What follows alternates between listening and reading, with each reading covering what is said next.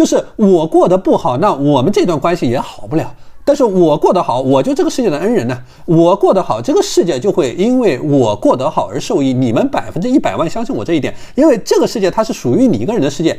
就这个世界里面，它只有你一个人，它不是所有人，它是一个专属于你自己的世界。因为你在，这个世界才在。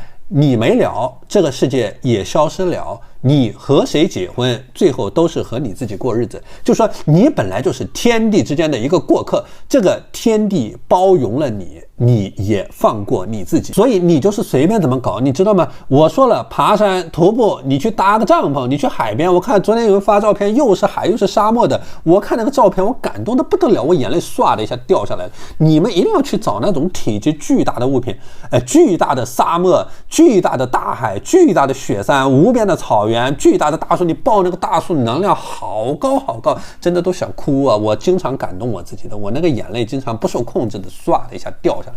我的意思就是说，把你自己扔到一个马戏团里面，把你自己扔到一个巨大的游乐场里面，然后你的视线会被拉得无限长无限远。你把你自己扔到这么一个巨大的时空坐标系里面，你是不可能感受到一点点痛苦的。我说了，你就成了飞在天上的宇航员，你能够看着这个地球，你能够看见地球在呼吸的，你有一种抽象的时间感和空间感，叫暗淡蓝点嘛，懂吗？那个地球像一个暗淡蓝点一样。包括我前面讲爬山，就说山是地球上能量最高的地方，山川湖海这些东西的能量非常高的。我说了，这些东西在地球上存在了几百万亿年了，就这个地球46亿年前还是一片狼藉的饿的狼蛙的地球海洋的时候，这些东西都存在了。说不定这些东西活的，知道吗？说不定这个地球都是活的，只是它的动作比较迟缓，它是以亿万年为单位计算的，你感受不到而已，但它是活的。